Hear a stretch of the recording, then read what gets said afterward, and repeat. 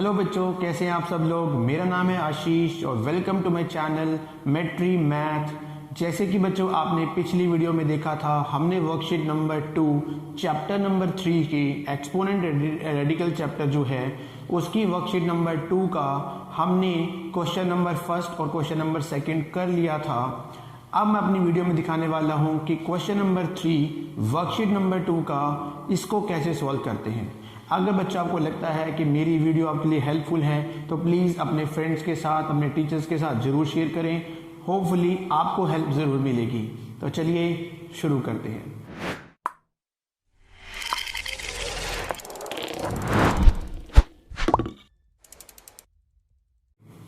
तो बच्चों question number 3 मैंने ऑलरेडी यहाँ पे लिख दिया है। Evaluate the following. मुझे क्या करना है, इसको इवेल्युएट करना है, means find the value of 0.04 raise to the power 3/2।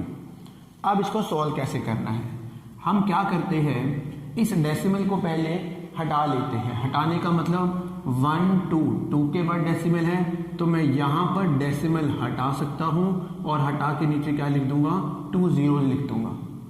Raise to the power हमारे पास है 3/2। अब ये 004 का मतलब तो आप 4 भी लिख सकते हो।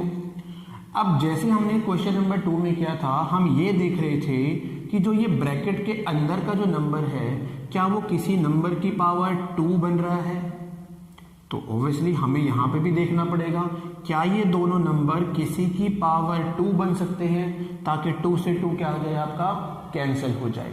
तो चलिए 4 को हम लिख सकते हैं 2 का स्क्वायर और 100 को हम लिख सकते हैं 10 का स्क्वायर। तो मैंने इन दोनों का इकट्ठे से ही क्या लिख दिया, स्क्वायर लिख दिया।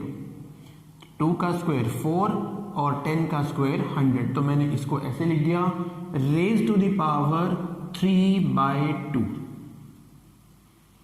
अब आपको आसानी क्या हो जाएगी, जब आप पावर से पावर मल्टीप्लाई करेंगे तो 2 से 2 क्या हो जाएगा, कैंसल। तो आपके पास बचेगा 2/10 रेज टू द पावर 3। अब इसको सॉल्व कर लेते हैं। 2 का जब हम क्यूब करेंगे, मीन्स 3 टाइम मल्टीप्लाई करेंगे, 2 × 2 × 2, 2 2 ज़ा 4, 2 ज़ा 8। तो ऊपर आ गया 8 और नीचे आपके पास आ जाएगा 1000। 10 का क्यूब कितना होता है, 1000। अब यहाँ पे आप नोट करेंगे, अगर आपका क्वेश्चन डेसिमल में है तो आंसर भी आपका क्या होना चाहिए, डेसिमल में होना चाहिए। तो 1 2 3 0 है नीचे, तो आप 3 नंबर के बाद क्या लगा सकते हो, डेसिमल। मीन्स एक नंबर तो आपके पास 8 है ही है, इसके बाद 0, इसके बाद 0, तो 1 2 3 डिजिट हो गए हमारे पास। इसके आगे लगा देंगे डेसिमल और इसके आगे भी क्या लगाना है, 0। तो आपका आंसर आ गया है 0.008। यही आपका आंसर होगा।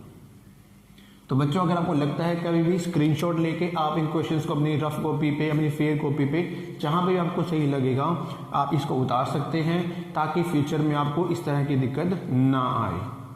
तो चलिए नेक्स्ट हमारे पास इसका पार्ट आता है, पार्ट नंबर 2। पार्ट नंबर 2 में लिखा है 6.25 रेज टू द पावर 3/2। अब जैसे हमने इस क्वेश्चन में किया था बिल्कुल वैसे ही करेंगे। यहाँ पे आप पहले डेसिमल को हटाते हैं, 1 2 नंबर के बाद डेसिमल है, तो आप क्या करेंगे, डेसिमल हटाकर नीचे लिख दोगे 100 और रेज टू द पावर आपके पास है 3/2। अब जैसे यहाँ पे आप देख पा रहे हो नीचे 2 है, तो पक्का ये जो नंबर है किसी ना किसी का स्क्वायर होने वाला है, ताकि आप इसको होल स्क्वायर लिख लो और 2 से 2 क्या कर सको, कैंसिल कर सको, जैसे हमने इसमें किया था। तो बच्चों थोड़ा सा रिमाइंड कीजिए, 625 किसका स्क्वायर होता है, 25 का।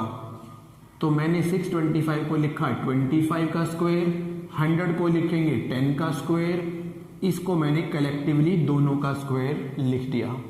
25 का स्क्वायर 625, 10 का स्क्वायर 100 और रेज टू द पावर 3/2। अब बच्चों जब पावर से पावर को आप मल्टीप्लाई करोगे तो आपकी 2 से 2 क्या हो जाएगा, कैंसल। आपके पास बचेगा 25/10 raise to the power only 3। अब 25 का आपको करना है क्यूब, मीन्स आपको 25 को 3 टाइम्स मल्टीप्लाई करना है। तो आपको याद होगा 25 का जो स्क्वायर होता है वो तो होता है 625, और इसको अगर आप 25 से मल्टीप्लाई करेंगे तो आप मल्टीप्लाई करके पाएंगे ये आएगा 15625। तो मैं 25 का क्यूब लिख लेता हूं 15625 और 10 का क्यूब लिख लेता हूं 1000।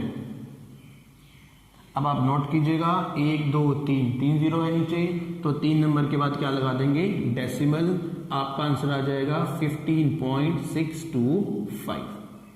यही आपका आंसर होगा। तो चलिए आगे शुरू करते हैं। इसी क्वेश्चन का पार्ट नंबर 3 बच्चों देख लेते हैं। इसको मैं इग्नोर कर देता हूं। तो पार्ट इसका 3 लिखा हुआ है बच्चों 0.03125 और रेज टू द पावर है -2/5। इस बार पावर में है -2/5। तो चलिए बिल्कुल वैसे ही करते हैं। पहले डेसिमल को हटाने की कोशिश करते हैं।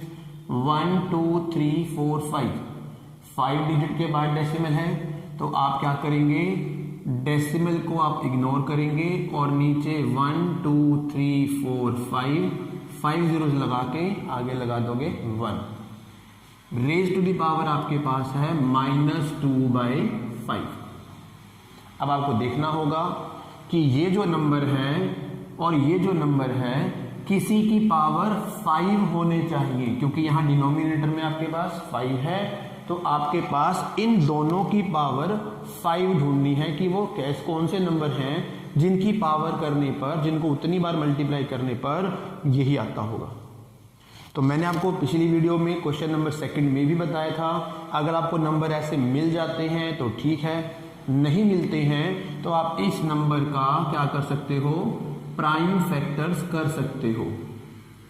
तो आप इसको प्राइम नंबर निकाल लेते हैं। इसके 5 पे कैंसिल कर लेंगे, 5 6 30, 1 बचेगा 12, 5 2 10, 5 5 25। फिर 5 पे डिवाइड करेंगे, 5 1 5, 1 बचा 12, 5 2 10, 2 बचा 25, 5 5 25। फिर 5 पे डिवाइड कर लेते हैं, 5 2 10, 5 5 25। इसको फिर 5 से डिवाइड करते हैं 5, और फिर 5 से डिवाइड करेंगे तो 1। तो आप नोट करें बेटे 1 2 3 4 5। तो 5 कितने टाइम है आपका 5 टाइम है, जिनको मल्टीप्लाई करने पर 3125 आता है। तो वो कौन सा नंबर है 5 है। तो हम इसको लिख लेते हैं। इसको तो लिखा 5 रेज टू द पावर 5 और नीचे 5 जीरोस अगर आपके पास हैं तो आप इसको लिखोगे 10 रेज टू द पावर 5। अब ये भी पावर 5, ये भी पावर 5, तो मैंने इकट्ठा लिख लिया रेज टू द पावर 5। और इन सारे की पावर कितना दिया हुआ है क्वेश्चन में -2/5। अब जैसे बताया था कि पावर से पावर होती है तो दोनों की मल्टीप्लाई हो जाती है, और जब आप इसको इससे मल्टीप्लाई करेंगे तो 5 से 5 क्या हो जाएगा कैंसल, आपके पास आ जाएगा 5/10 रेज टू द पावर -2। अब बच्चों जैसे मैंने आपको बताया था पावर में अगर नेगेटिव होता है तो पहले उसको पॉजिटिव बनाना पड़ेगा, और उसको पॉजिटिव करने के लिए हमें इस नंबर का रेसिप्रोकल करना पड़ेगा। तो चलिए कर लेते हैं। इसका रेसिप्रोकल आ जाएगा 10/5 और रेज टू द पावर आपके पास होगा 2। अब ये पावर आपकी बन गई पॉजिटिव। अब नीचे 10 नहीं है आपका, ऊपर 10 है, आप इसकी कैंसिलेशन भी कर सकते हो या बाद में भी कर सकते हो। मैंने अभी कर दिया। 5 के टेबल में 10 आता है 2 पर, आपके पास आ गया 2 का स्क्वायर, और 2 का स्क्वायर कितना होता है 4। तो आपका आंसर बच्चों आ गया है 4। क्वेश्चन नंबर 3 का हम आ गए हैं 4th पार्ट पर। अब 4th पार्ट में लिखा है 0.008 और रेज टू द पावर है 2/3। तो जैसे मैंने पहले भी कर रहे थे हम लोग, पहले डेसिमल हटा लेते हैं। 1 2 3 के बाद डेसिमल है, तो डेसिमल हटाया, नीचे मैंने 3 जीरोस लिख दी। रेज टू द पावर आपके पास है 2/3। अब ये आपको देखना है कि ये दोनों नंबर किसी की पावर 3 बनने वाले होंगे। तो देख लेते हैं, जो 8 है वो किसकी पावर 3 बनता है? वेरी गुड, ये बनता है 2 रेज टू द पावर 3 और ये बनता है 10 रेज टू द पावर 3। तो मैंने दोनों की ही पावर 3 लिख दिया। 2 का क्यूब करेंगे 8, 1000 का, 10 का क्यूब करेंगे 1000 आ जाएगा। रेज टू दी पावर बच्चों आपके पास है 2/3। अब आ गया जैसे हम चाह रहे थे। अब पावर से पावर को मल्टीप्लाई करेंगे तो 3 से 3 हो जाएगा कैंसिल, आपके पास आ जाएगा 2/10 रेज टू दी पावर 2। अब 2 का स्क्वायर कर लेते हैं, वो आ जाएगा 4 और 10 का स्क्वायर कर लेते हैं, वो आ जाएगा 100। अब नीचे 2 0 हैं तो 2 नंबर के बाद क्या लगा सकते हो आप? डेसिमल। तो 1, 2 डेसिमल और 0। तो आपका आंसर बच्चों आ गया है 0.04।